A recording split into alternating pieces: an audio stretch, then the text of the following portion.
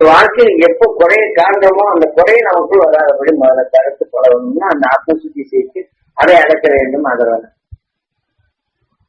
சரி போய் செஞ்சிடணும். பிறருடைய நிலையை நம்ம குறைய எடுத்து சொன்னா கூட உடனே அதை எடுத்து நம்ம குறைச்சிட்டு நம்ம சொல்ல அவங்களுக்கு சொல்லிட்டு நீங்க உண்மையை நீங்க உணர்வீங்க அப்படின்னு மட்டும் நீங்க வேற ஒண்ணும் இல்லை.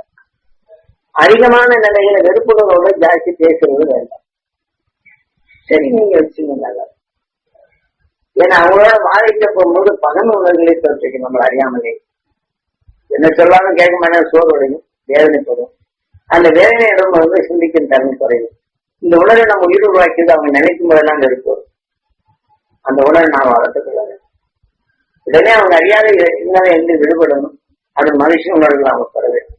அவங்க அறிஞானம் பெறணும். நீங்க இந்த நிலையில சொல்றீங்க. இது உங்களுக்குள் அந்த உணர்வை மாற்றிக்கொள்ளலாம். இது ஒரு பழக்கத்திற்கு வரலாம். நாம் ஒவ்வொருத்தரும் சமூக நண்பர்களும் சொல்லி சொல்லியாச்சுனாலே நமக்கு மற்றவங்க மரியாதை கொடுக்கக்கூடிய அளவுக்கு நாம் வளர்ந்துட்டாங்க.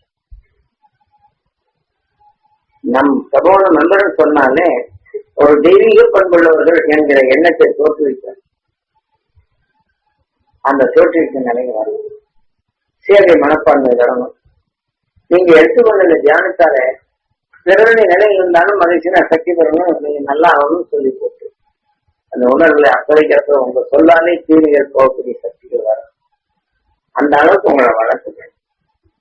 அதனால இந்த ஞானத்தின் பலன் உண்மை இந்த நிலையில ஒவ்வொரு நிமிஷமும் ஆத்மசுத்தி செய்து நீங்க ஒவ்வொருவரும் நல்லா ஆகணும்னு நோயாளிகளுக்கும் உரைகிறது. ஒரு மருந்தையோ மற்றதை எதை கொடுத்தாலும் கூட இந்த உணர்வு பாய்ச்சி இந்த எண்ணெய் தேங்காய் பாய்ச்சும் போது அவங்க உடலுக்கு நல்லா. அதாவது மருந்து குடிக்காமலேயே நல்லா ஆகணுங்கிறது இல்லை. இது உடனடி நிவாரணம் மருந்துக்கு வரும். அந்த மருந்துக்கு வீரியம் ஊற்ற உங்க வாக்கு பயன்படும். அதை நல்லதை ஏற்றுக்கொள்ளும். ஒரு வேதனைப்படுகிற உடல்களில் நல்ல மருந்தினை கொடுத்தால் வேதனை என்ற வேலை உச்சகட்டம் ஆகிவிட்டால் போதும். இந்த மருந்து கொடுத்தாலும் ஏற்றுக்கொள்ளாது.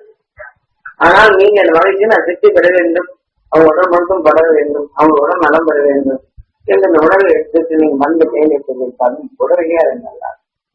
என்ன இருந்தாலும் இந்த வாழ்க்கைக்கு சிறிதளவே ஈஸியை கிடைக்கிற மாதிரி நம்முடைய நினைவாற்றல் அனைத்துமே இந்த சப்தரிஷி மண்டலத்தோட தாண்டி நீங்க அடுத்து இங்க போயாச்சுன்னா நமக்கு அதனால அந்த காலையில் அந்த சப்தரிஷி மண்டலத்தை இந்த குரு தியானத்துல நம்ம மூதாதையர்கள் கிடைக்கிறது.